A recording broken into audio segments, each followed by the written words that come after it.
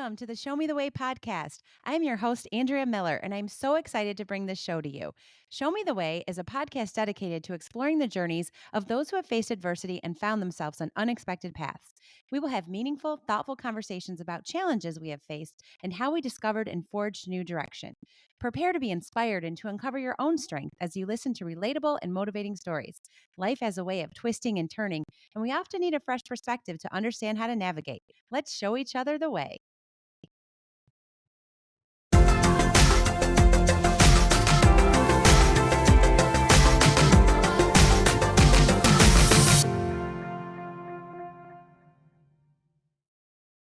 In this episode of the Show Me the Way podcast, I sit down with Sarah Rood, a vibrant, joyful, and resilient young woman whose life took an unexpected turn at just 32 years old.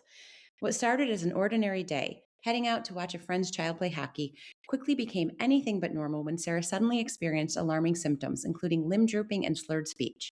Trusting her instincts, Sarah called her mom, who immediately recognized the signs of a possible stroke and called 911.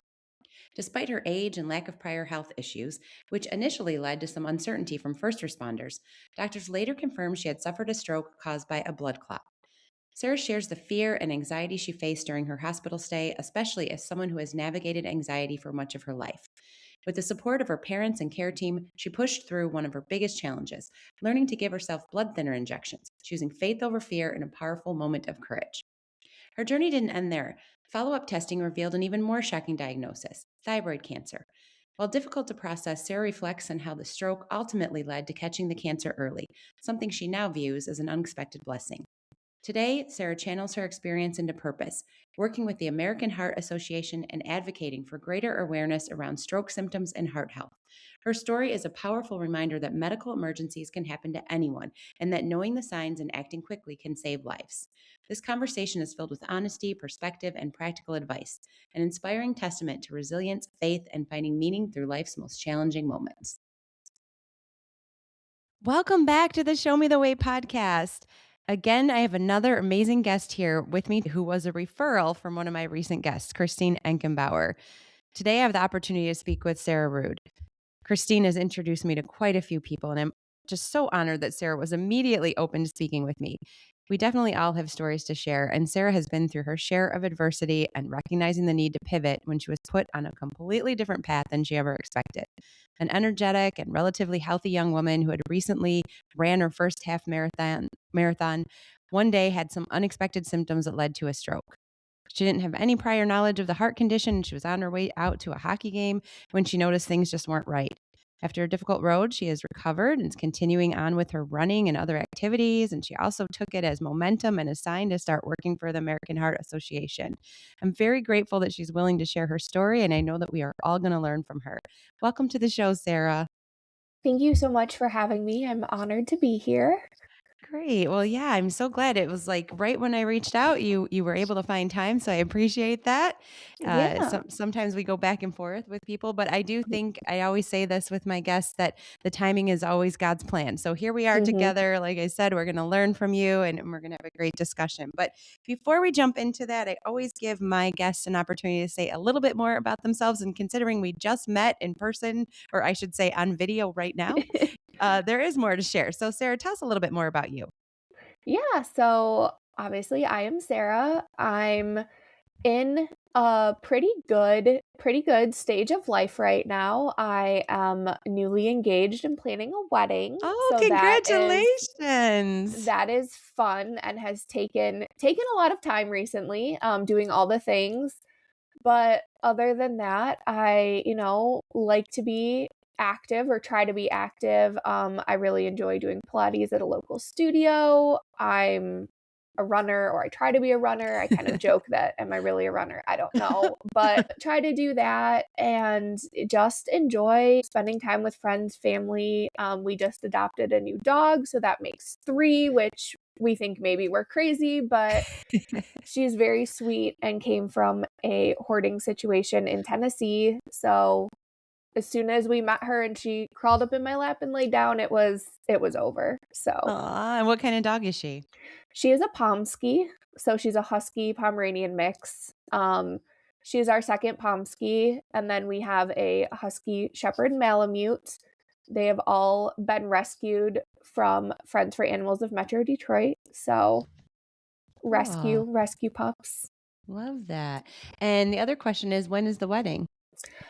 So we're actually kind of doing 2 weddings.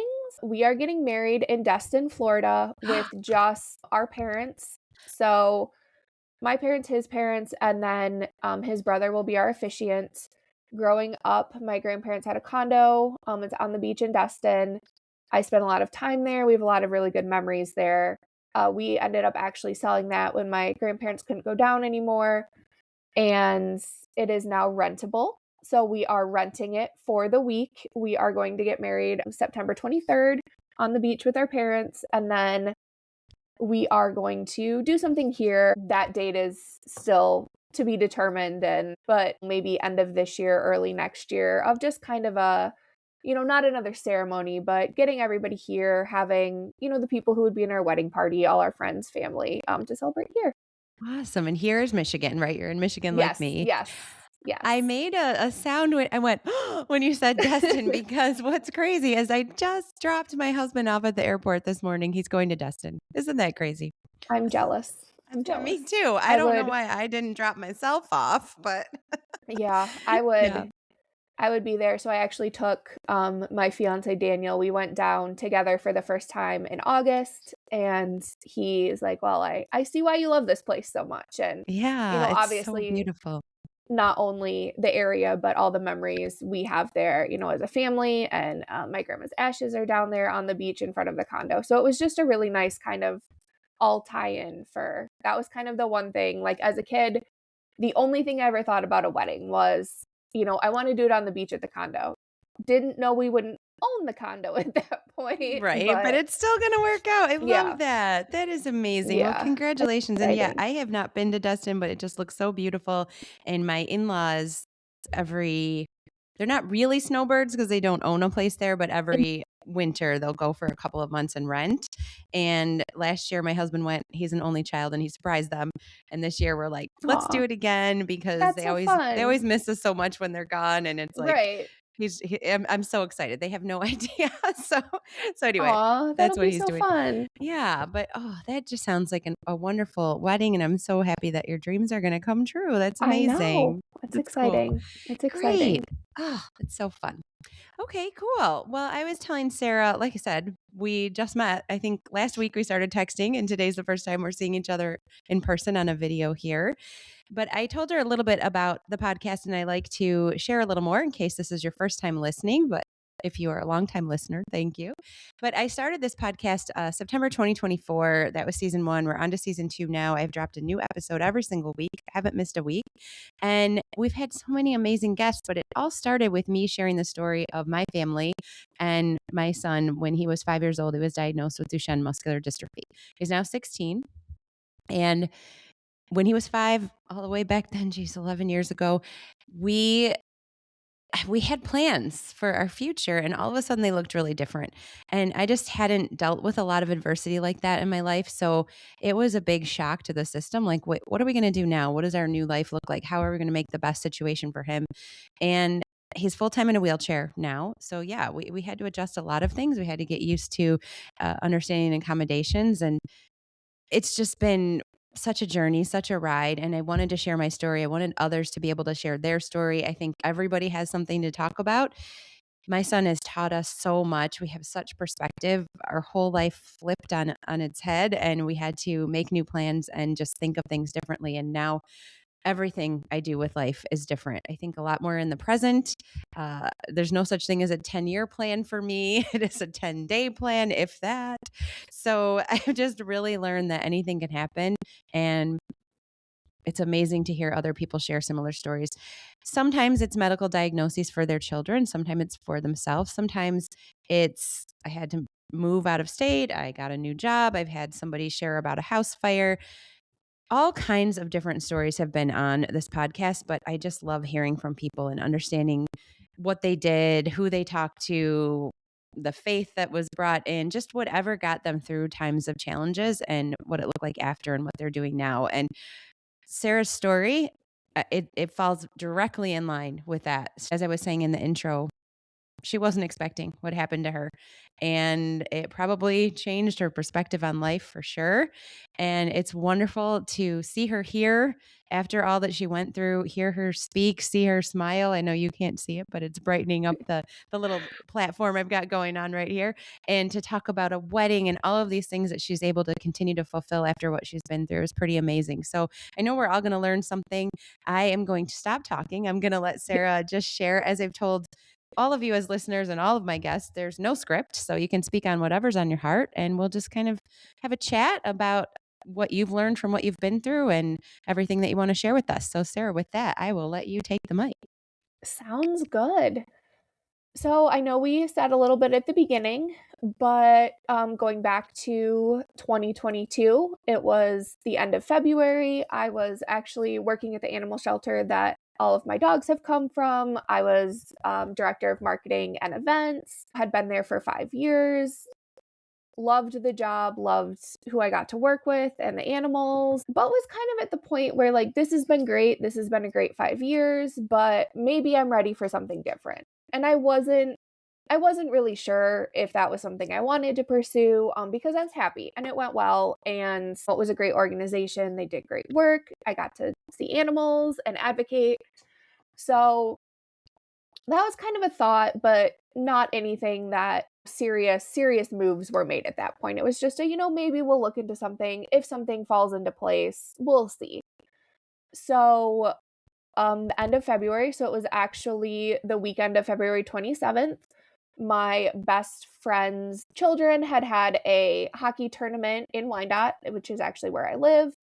So I had gone on Saturday night to see one of her kids, and then I was planning on going Sunday morning to see the other one and support their game and kind of hang out there. I woke up that morning. I felt fine. I mean, I don't remember feeling off or anything. I was a little tired, but I mean, it was Sunday morning. I had had a busy weekend. And then as I was getting ready, my right hand and arm completely went numb to the point where I had to like pick it back up to be able to lift my arm up. And even then, initially, I thought maybe I pinched a nerve. Like, I'm doing my hair, I'm getting ready. Like, maybe it's just something weird, but like, wow, that's strange. That's never happened. And then I just kind of started feeling a little off. So I called my mom and was like, hey, this happened. This was really weird. I've struggled with anxiety my whole life. That's been something that's been a thread since I was in elementary school. It was a lot of work and a lot of struggle to kind of get through all of that, be able to go away to school. I mean, I went to Michigan, so it was close, but to be able to go away from school, live at home, live on my own without that anxiety kind of taking over. So I'd worked really hard to get to a really good place where it wasn't as much of an issue as it used to be. It was, daily life was good. I was feeling comfortable, traveling with friends again. And it kind of seemed like everything was at a really good place. And then it wasn't. So I thought maybe it's anxiety. Maybe, like, yes, it felt weird. And then maybe my anxiety just kicked in and kind of took over. So I called my mom because I lived alone at the time. I called my mom and was like, look, this happened. It's really weird. I don't really know what. And then as I was talking to her, my speech started slurring. And that was kind of the big tell. And she had me immediately, she said, go look in the mirror. Like, if you hold both your hands up, like, does one droop? Is your face drooping? And the answer to those was yes. So she called 911 and came over. Luckily, she only lives about 12 minutes away. So while I was alone, she got here. I mean, she got here before the ambulance did. They got here about the same time. And they came, they checked me out. My vitals were okay. The biggest frustration for me was what I wanted to say wasn't what was coming out. Like, in my mind, I had these words, I'm explaining what happened. I'm explaining how I feel. And it was just like nonsensical. It just wasn't there. So luckily my mom had a little bit of it because she had heard on the phone kind of what had happened before my speech was slurring. And they checked me out. I don't wanna say unconcerned, but very much like, "You're very young, your vitals are good right now. Maybe it's Bell's palsy." That could be a thing, that could be why your face is kind of drooping. We'll take you to the hospital, like, we'll do everything, but, you know, it felt like it was pretty nonchalant at that point, like, obviously something's going on, but you're okay. Like, you're young, you're healthy, you're fine.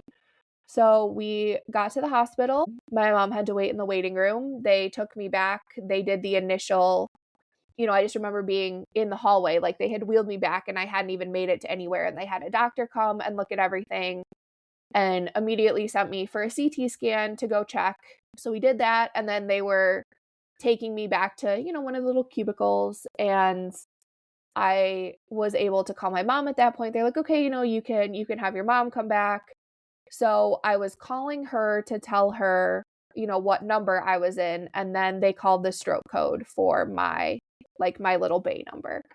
So she got the part of, just finding out that was mine and then hearing that and then coming back and the doctors rushed in and like threw the bed flat because they said they had found a blood clot and it was in the left part of my brain and that I would be transferred to Henry Ford downtown to be somewhere where they had that higher level of specialized care. So I got my first 2 ambulance rides on the same day. As soon as I found that out, I called my best friend and asked if she could go to the house and watch the dogs. My dad was obviously on the way to the hospital too, so we got the dogs taken care of. I just remember she was kind of like, of course I'll call the dogs, but like, that's what you're worried about right now? Yeah, Like, that's of your course. first concern. But they are like it's like your children. So yes, I Right. get that. I get Yes, that. that is. So I went downtown. I spent 5 days in the step down ICU there. Bunch of tests, bunch of blood work.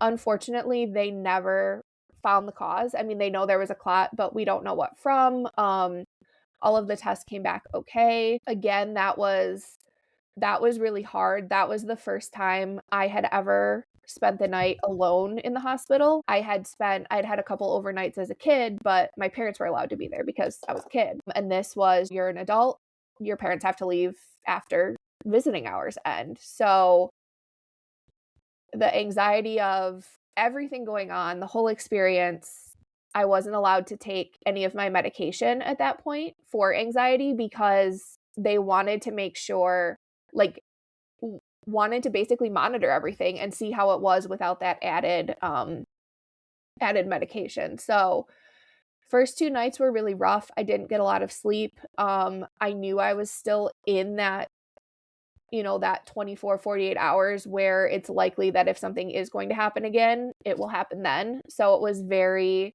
very aware of how everything felt. If, does anything feel like it's going numb? Do I feel off?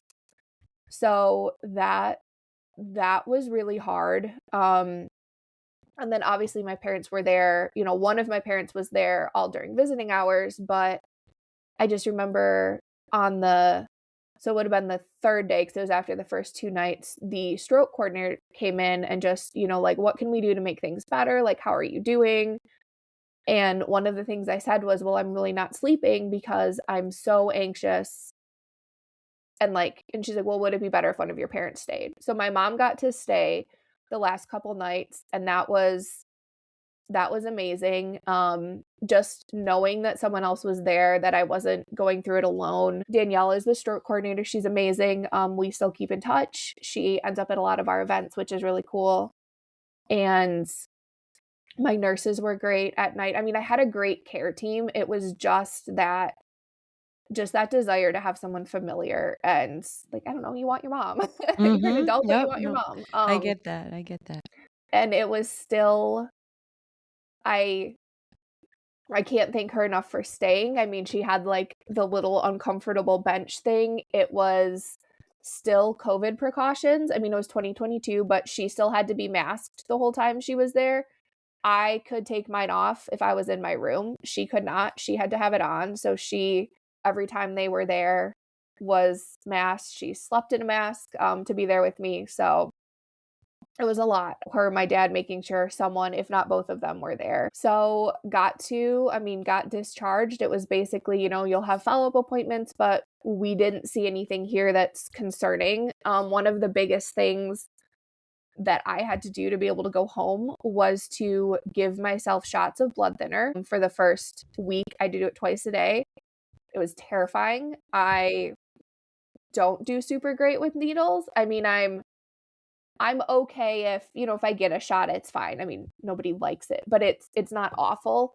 But seeing like that needle and knowing that you have to give it to yourself was a whole nother world. I worked myself up into a panic attack a couple times, but they showed me how to do it. And that was like, you can't leave the hospital until you can give this to yourself. So I remember I'd try and I'd get so close and I'd pull it back. And I feel like it must have been like a half an hour. And it was finally just like, you have to do this or you can't go home. And obviously I wanted to go home. So I did it. I had to do it for the first week, twice a day. I got to the point where I would get so worked up, even like the hour before, knowing that I was going to have to do it in an hour. So that was kind of one of the big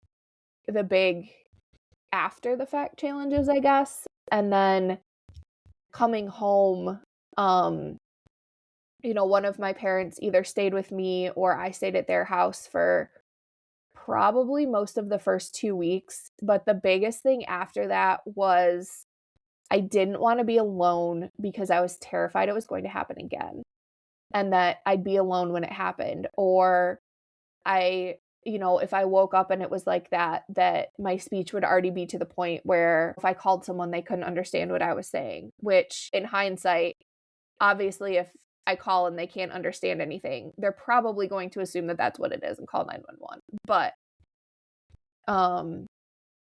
it was really hard to go from having been in a really good place anxiety-wise and feeling like I had a pretty good handle on everything to going back to basically square one. I was afraid to be alone.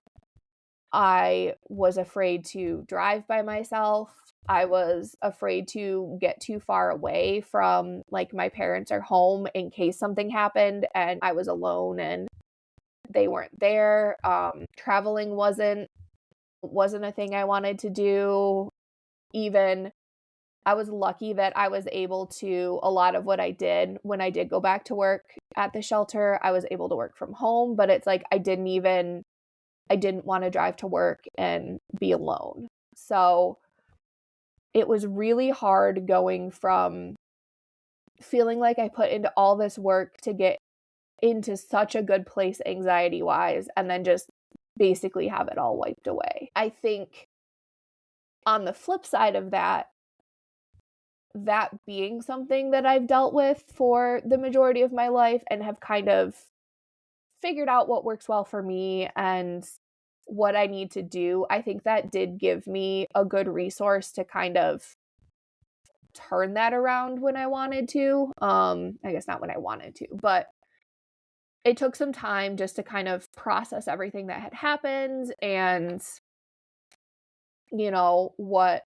what life might look like now. It started with the blood thinner, and at that point I had to be extra careful because if I got cut, it could be a lot worse blood-wise. If I, fell or got hit, I might have to go get checked out because am I bleeding internally? So that was part of it, just not having the answer, having, follow-up appointments and tests and neurology appointments and follow-up MRIs and CT scans. I went from someone that basically went to the doctor normally and had checkups but didn't have anything seriously wrong to multiple appointments a week, weekly blood draws, and it was definitely a new normal for a bit. I don't think it was normal. I mean, it was a new way of life that's kind of made me rethink a lot. I had great support through the whole thing. Obviously, my parents were there. Work was great at that point. I mean, time off, flowers, making sure I was okay to come back when I did want to kind of start back. Friends that were willing to jump in and take care of the dogs and see what I needed and make sure everything was okay. And even just making the effort if we were, I remember one of the things after that, one of the first kind of things I did was, there's another organization that the shelter worked with that was having their big fur ball, which is like their black tie fundraiser event. And we had been invited as part of the shelter, and it was like an hour away. And my friend drove out of her way to come pick me up, like back from like going out there for her to come pick me up to take me, because she knew that I wasn't comfortable driving out there by myself, and that it was already a lot for me that day. So just having that support through basically every area. I mean, family, friends,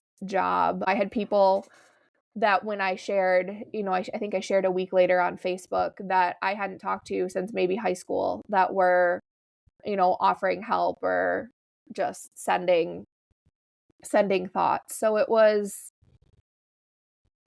nice to see all of that support. I definitely felt like I had it and had the resources to kind of help move forward. And I didn't think at the beginning. I still, I went back to the shelter and things were good. And then as I kind of got toward the end of the year, it was more of the thinking of like, is it time for something new? Like, this just happened. It was already kind of on my mind. Maybe we look at new opportunities. And one of the places that I really wanted to look was at the American Heart Association, because I wanted to go somewhere else that had a mission that I really believed in and aligned with, and felt like I could make a difference. Most of my adult career since college, I have been in the nonprofit world, which I love. I love feeling like there's, kind of more of a purpose to my work, but it just kind of all fell into place. There was an opening for a communications director. It was in Detroit. I started interviewing at the end of November, and with the holidays and people off, I didn't end up finding out I got the job until February. So I basically got to celebrate a year after my stroke, and I was in Disney World with my mom because I did the Disney Princess Half Marathon. So I got to celebrate that. I got to celebrate a new job, and then I got to start at the American Heart Association, and my 3 years is actually in 2 days. So that's crazy. 1 year after the stroke, and you were running the half marathon. yeah. So actually I did, so the stroke was February 27th, 2022. I got very lucky. The only like deficits I had after were the anxiety. I didn't have weakness or any of the other like very common symptoms. So I got really lucky on that aspect. And I actually did my first half. It was in the Hamptons in New York. It was a women's half. I did that. It was the weekend of May. It was like mid-May. So I did that, and that was really the first big thing after that. I was like, okay, like I'm still here. I can still do this. Like this is still something that I can do. And just finishing that was amazing. I cried across most of I the was going to finish say line. probably very emotional. Yeah. And it wasn't great. I mean, I walked a lot of it, but you did it. it was beautiful. I mean, it was the Hamptons. It was I was originally going to go out with one of my friends. My mom and I ended up going out. It was a really nice, just little like long weekend trip. Spent some time on Long Island, but it was kind of that first thing that was really like, okay, like you're still here. You can still do this. This is you. So we did that. And then, I did the princess half in 2023, like February 2023. Got to spend my 1-year anniversary in Disney, and then my aunt lives in St. Petersburg, so we went over there and spent some time with her as well.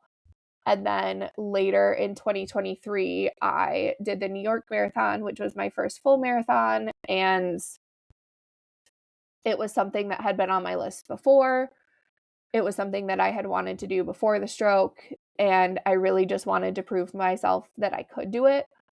So I actually ended up going out with my now fiance. He was not at the time, he was just my boyfriend, and we went out and he met me 11 times during the race. So he was going all over the city, subway, running around so he could find me at multiple points of the race. And I think that's really what kind of pushed me to do that. It was nice to know I was going to see him, that I had that support. Again, completely sobbed through, like, I don't know, the last mile, but it was great, even though we got done and he was like, "Man, I'm tired. I walked like 11 miles today finding you around the city." And if looks could kill, I think, That's amazing. So you said now you kind of call yourself a runner. Do you still do races like that? yeah, I don't know. I'm not a good runner. I'm not a fast runner. So I just feel like he's like, "You ran a marathon. You can call yourself a runner." Yes, I actually have a couple on the schedule for this year. We are doing one. He and I are both doing one at Higgins Lake up north. My family has a cottage up there. So there's like a sunrise half up there that we're going to do. And then I'm actually running the Chicago Marathon in October for American Heart. So I'm fundraising for the Heart Association and running with the Run with Heart team. Oh, that's amazing. I did the Chicago Marathon. That was my only marathon, but same as you, like I wasn't breaking any records. Yeah. um, but I did the same idea. It was to raise money for the Muscular Mhm. Dystrophy Association, and I chose that, and a really good friend of mine did it with me, and she ended up Mhm. having some cramping, so we were both really well trained, and we were gonna finish the whole Right. thing, we were gonna run the whole thing, and then she had some cramping, so we walked a lot, but we did it together. Very emotional Yeah. just to do something like that Mhm. for a cause, so and it's really fun in Chicago. I mean, it was pouring rain I've the heard. entire weekend, but everybody came out, like, everyone just had Yeah. umbrellas, the That's streets were awesome. full. Yeah, so you're gonna have a great time. It's so cool to see the city that way. Yeah. So, And then cool. kind of the other, like, thinking the whole everything happens for a reason, and, the timing is there. So during the imaging for my stroke, they caught a nodule on my thyroid. It just happened to be on there because obviously they're doing your head and it was in that area. So it was something that they wanted to keep an eye on. It was really small, it was there. Let's just keep an eye on it. It's here. So I was getting twice a year ultrasounds. And on the last one I got at the end of 2023, the endocrinologist looked at it and was like, "That doesn't look normal. It looks like it's like kind of coming out of its capsule." So they ended up biopsying it, which they don't usually do that early or that small, but she gave me the option of having the biopsy done or waiting to see what happened. She said, it could just be like a fluky thing. It could not be a big deal. But I chose to have the biopsy done, which little did I know meant I was going into another room at the office and they were doing it right then, which was not something I was mentally prepared for, but maybe that was better that they just did it and I didn't have to worry about it. And then I found out in March of 2024 that it was actually malignant and I had thyroid cancer. So it's not lost on me that the only way they knew so early and that they found it and that I was able to only have surgery. I had surgery, they took it out. Obviously I'm on thyroid medication for life, but that they were able to do that so early and not have any additional complications, not need, any radiation, was because it accidentally got caught on my stroke image.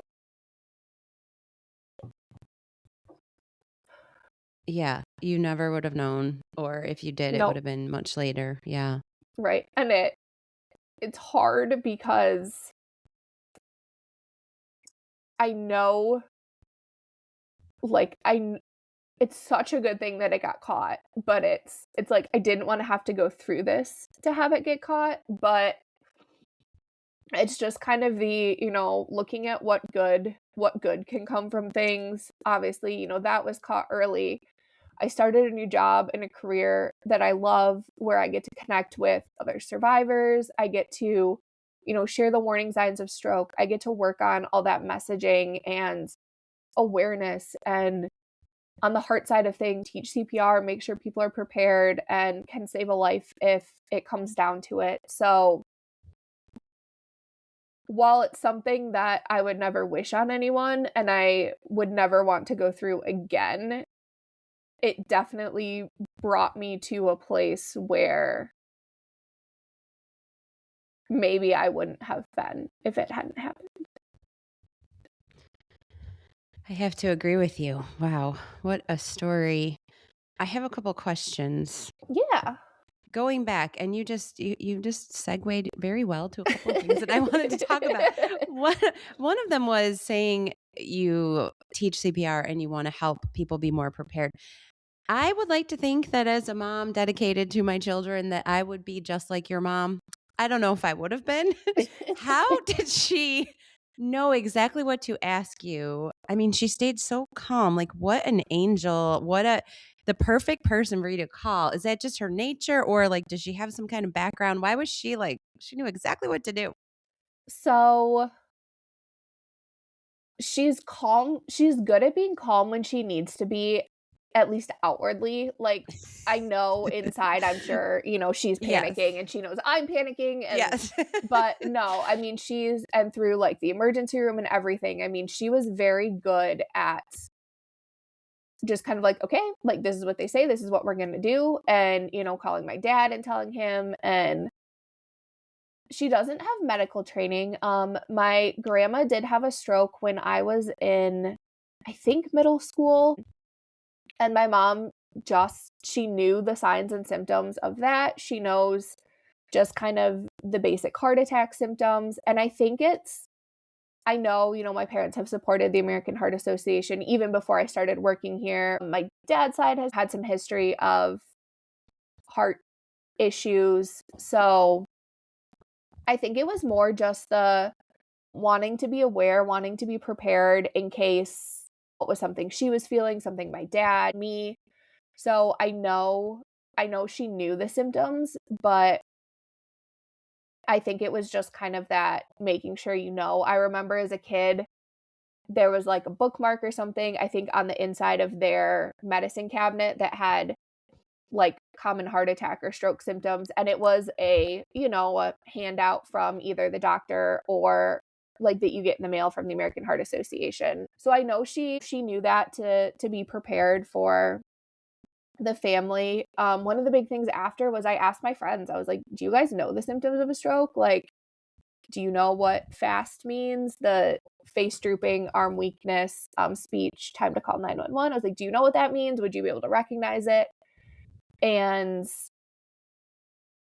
a lot of my friends didn't, or kind of didn't know all of it, or wouldn't necessarily have put it together, which, to be honest, I don't know that I would have necessarily either, because I certainly didn't think I was having a stroke. Even when that was kind of mentioned and like my mom was checking my symptoms, I thought I'm way too young for that. Like, it Mhm. happens to older people. It Yeah, and you doesn't. were you were how old? I was Do you mind sharing? 32. 32, yeah. It can happen Yeah, to you're anyone right. at any time. Mhm. Yeah, you don't think that. And I mean, to be fair, the EMT didn't fully think it either. Right. So, wow, okay. Well, that's really good. And yeah, you did mention that FAST acronym during the news uh, Mhm. the news show that I had watched right before we got on here. So that's really good. I think you're right. I mean, I probably would have questioned the droopiness, and you do Mhm. hear like how the not being able to pick up your arm, that probably would have done it for me, but the fact that she said, "Go in the mirror and look at your arms," like, I Yeah. was like, "Wow." And Yeah. she's quite the inspiration to me because I will admit my son I'm not always the calmest with him. I Mhm. wanna be, so your mother is an inspiration to me to try to remember to think and to be the calm one in a situation like that. Wow, okay, that's amazing. So I'm glad that you shared that because listeners, that's something that we all should be aware of because you never know. And it's not like you had any symptoms or signs before that, right? There was no No. indication that there was a heart problem. No. Nope, and they even after they did it, I mean, I had echoes, I had a TEE, which is, like, basically an inside echo, like, they go down your throat and look at it from the other side.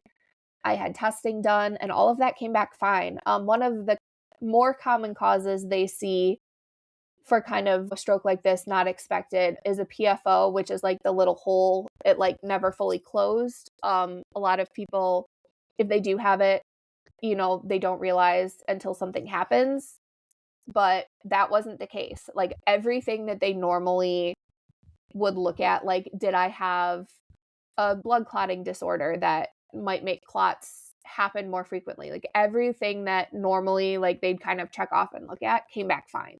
Hmm. So, And then in terms of you said that they found the blood clot, mhm, does that immediately say, yes, it was a stroke then? yeah, Okay. So by saying that, they knew it was a stroke and that's when they mhm, started referring to it that way. yep, Okay. And because that's just my lack it of was knowledge what on that.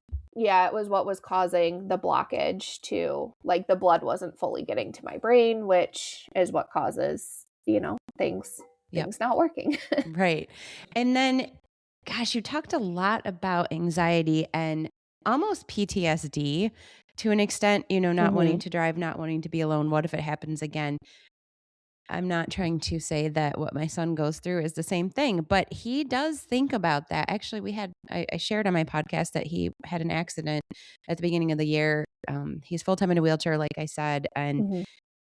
I'll try to minimize. I'll try to shorten the story. But we were driving home, and he felt uncomfortable and wanted to get home, and we were in our subdivision, and he said, "I'm taking my seatbelt off." I didn't stop and say, "No, put it back on." I just thought to myself, "Okay, we're almost home. It's fine." Which Mhm. I will never ever say again, and moms don't ever allow your children to take their seatbelts off. But I ended up having to slam on my brakes for a car that did a little bit of a brake check in front of me, and he fell forward, not out of his chair, but his body fell onto his legs, and he hurt both of his legs, and he ended up breaking just above the ankle on both of them, and he had casts. And Aw. first of all, I was not as calm as your mother after this happened. Fortunately, my husband was, so we had that, but I was a hot mess after that happened because I was the one driving, but ever since, so it's been 2 months, he still does have a bit of a concern getting in the car. "Mom, Mhm, don't drive close to the car in front of you." He still has those concerns, and a lot of what you said about the anxiety is so true, like, he puts this idea in his head, like, it might be like this. So he mhm, starts getting very anxious about it. So I appreciated you sharing all of that. I think it's very real. How mhm. long do you feel like it took until you got that under control again Um, or managed, I should say? I'd say probably a year or so. I mean, it gradually got better. I mean, I worked on it, worked on, like, small things of, like, okay, we're gonna make sure, like, I guess part of it was kind of not running the second that something felt kind of off. There were definitely in, like, the first couple months, there'd be nights where I'd wake up and s something would feel kind of off, and I'd, like, go and drive to my parents in the middle of the night and just, like, spend the night there because I didn't wanna be alone if something happened. Another thing anxiety-wise, and it's so hard, and anyone that struggles with anxiety will get it too, is, like, you know or at least you get to a point, and, I've gotten to that point where I know it's ridiculous sometimes. Like, I know that things are okay and it's just anxiety. I know that just because my hand falls asleep because, like, I sleep crazy, so, like, because I slept with it all twisted and I'm laying on it, like, I know that the chances of that actually being something else are very slim, but it's just getting that mental block around it. Mhm. But the first few months after it happened at, like, 1 o'clock on a Sunday, and every Sunday, I would be extra anxious, like, especially around that time, and, like, realistically in my mind, I know, okay, if it does happen again, it's not gonna happen on a Sunday at 1 p.m. again. Like, the chances of that happening are so slim.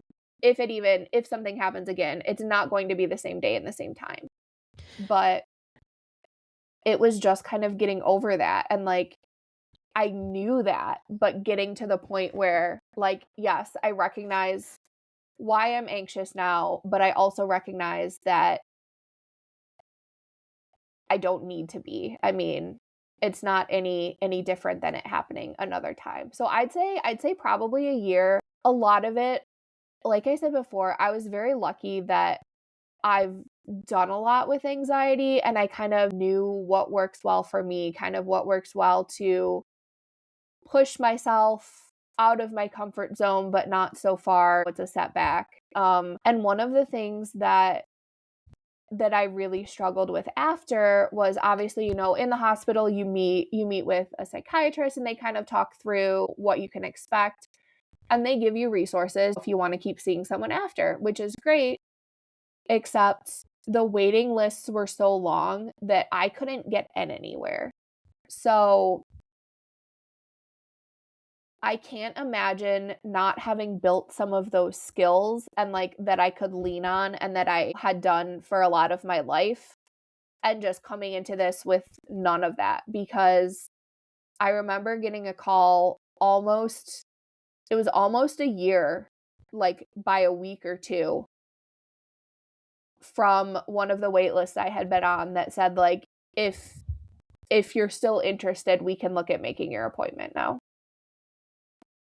Yeah, and that makes me think of so many times we wait until the problem happens. So, Mhm. yeah, if you are recognizing some of the things that Sarah's sharing, as a listener, it's a good reminder, like, have some things in place when you're in an okay situation, or when you're just trying to manage it, instead of Mhm. the worst day of your life, Right. and then being like, I need someone now. So that's really good perspective and advice for sure.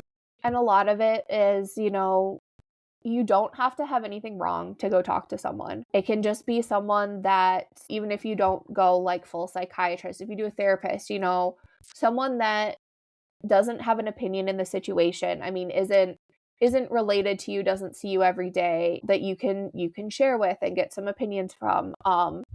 Definitely, even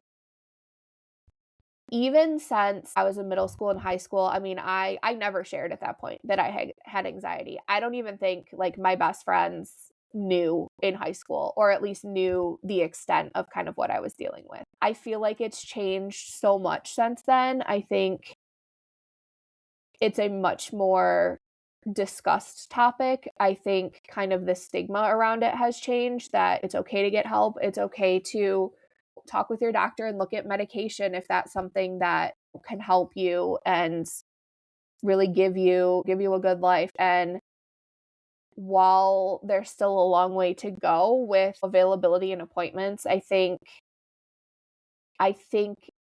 it's changing for the better, at least around the kind of opinions and thoughts around it. I think that's fair. And yeah, very good perspective. So, where are we now? So it's 3 years. Your 3 year of after having that 1 year after the stroke is in a couple of days. And then you were talking about dealing with the thyroid cancer. Mhm. Medically, what do you have to look out for now? So, I am keeping an eye on kind of thyroid levels and everything, making sure those are good, making sure I'm feeling good. Stroke wise, I take a baby aspirin. I've gotten down to that point, so we're not on full blood thinner anymore, which is nice, because that, I was a figure skater before. I can get back on the ice, and if I fall, it's not a trip to the ER because I'm on blood thinner. I've been playing soccer again. My fiance plays soccer, and we play in Ann Arbor with it's just an indoor, like, it's fun co-ed league. So we do that, but it's basically just keeping those checkups, those normal doctor checkups, just kind of paying attention to my body and seeing if anything. I think I will always be hyper aware from now on if anything feels off at all. If I have a headache, if my hand falls asleep, my foot falls asleep. So it's really just keeping those appointments, taking my meds as prescribed and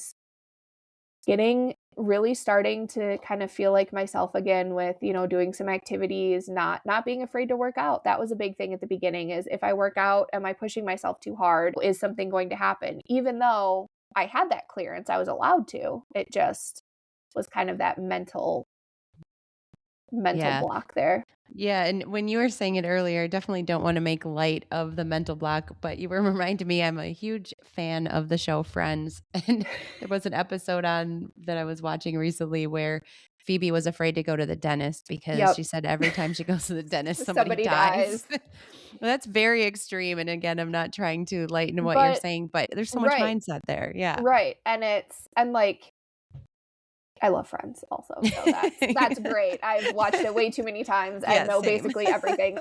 Right. But no, and I mean, I think it's like, you kind of realize that, like, and yes, that's an extreme situation, but you realize, like, yeah, this is probably crazy, or like this is taking it too far, but you can recognize that and still have those feelings, and it's just kind of recognizing that Hmm. and then dealing with the feelings and trying to get that mental part to come through more. Like, yes, I realize that this is probably the extreme. Like, this is probably fine.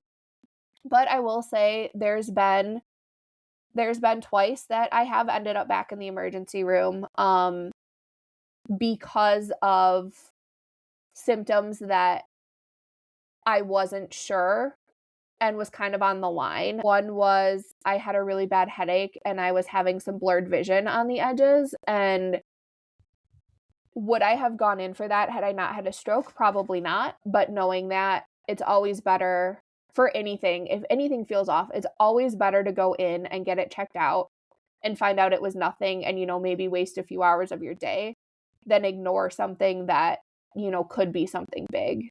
Yeah, that's great advice. I don't think we often think that way. So, and then unfortunately, like we said earlier, you wait until the worst happens and Mhm. then you're like, huh, probably should have thought of that sooner. So that's really good Right. advice.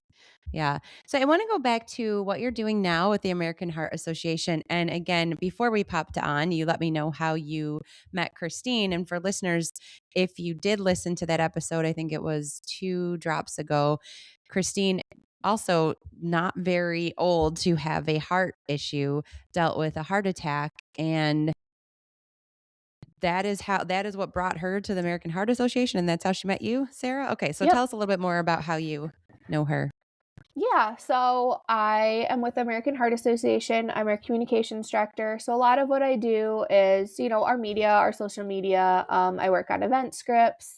But one of the other things, and one of my favorite parts about my job, is I really get to connect with a lot of our survivors in the area, whether it's helping them share their stories, whether it's, giving them research, whether it's just listening.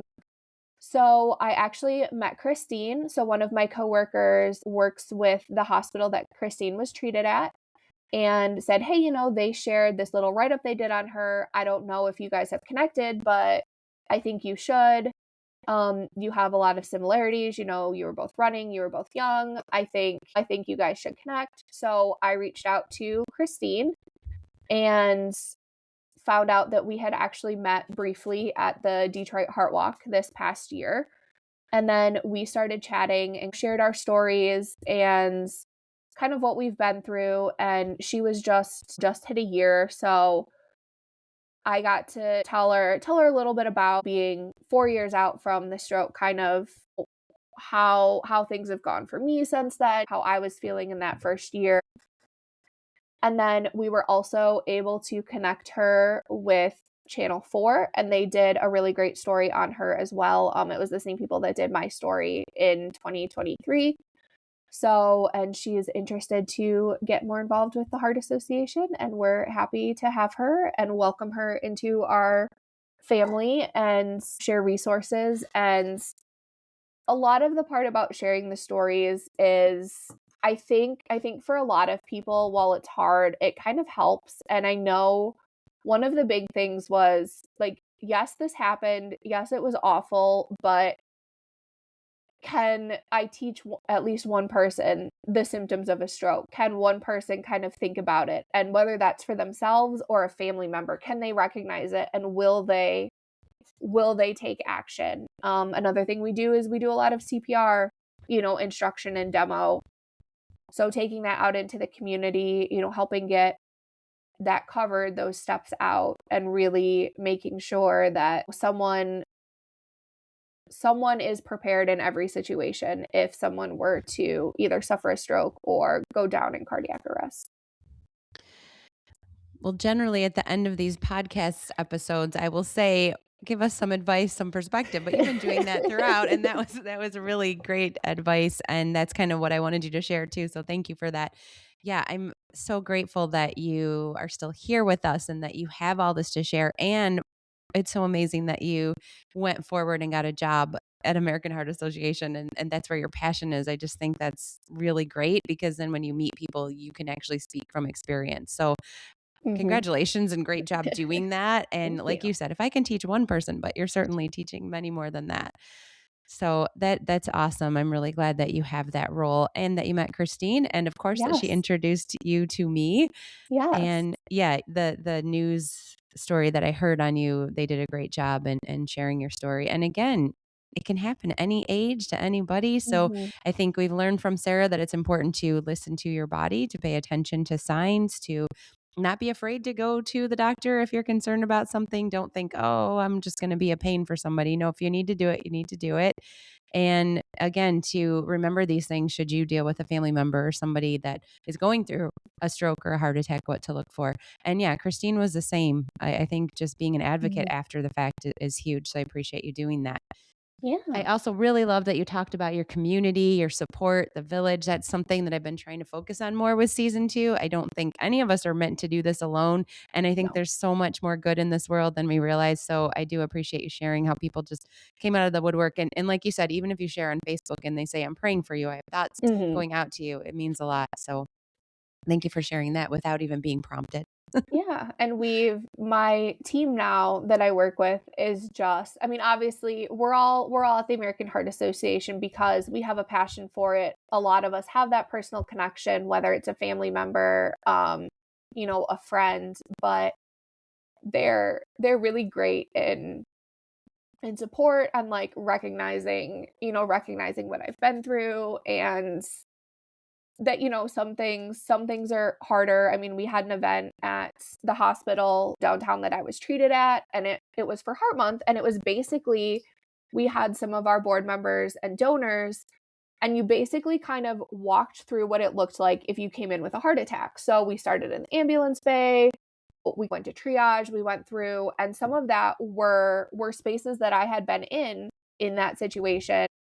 I just kind of recognized, that like I wanted to be there. I wanted to do it. I know it would make me feel better, and it would kind of push me to that like uncomfortable anxiety point, but also to the point that I knew I could do it. But like we're super supportive with that, and like checked in to make sure like I was okay during it. They made me cry last Christmas. They got me a like survivor heart for our heart walk that we have, so like a big heart with a picture. So they've been great as well. While they weren't around for when it actually happens, they've been great. That's awesome. You keep talking about the Heart Walk and you talk about these resources. Where, if listeners are interested and they're saying, "Oh, I want to do that," or "I want to get involved," or "I want to learn more," where would you send them? They could go to heart.org. That's just the American Heart Association website. It is like our national website, but there's an option, you can pick your local office. So whether you're in Michigan, you're in another state, you can pick your local office that'll have events like Heart Walk, our Heart Balls. We have Cycle Nation, which is a stroke focused event. And there's also really great resources. I mean, there's news articles, there's graphics of what the symptoms of a heart attack and stroke are, there's preventative information, there's questions to ask your doctor, and there's also a support network for anyone who is going through these things. I mean, if it's you, if it's a family member, we do have kind of that resource center where you can connect with others and just kind of learn more about it and what's available to you.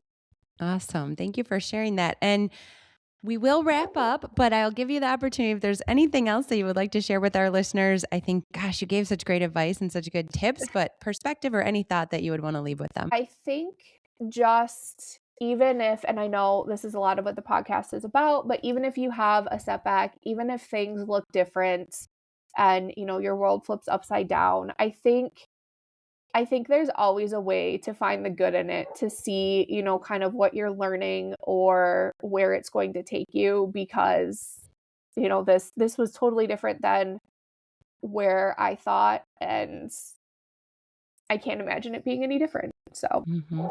I think that is a great final word there, especially you're right. It's exactly what we're trying to do with the show. So, thank you so much for sharing your story and for all of your advice and just keep doing what you're doing. I think so many people need to hear you and I appreciate you. I'm sure it's difficult to always go back to that time, but it's helpful to understand where you've come.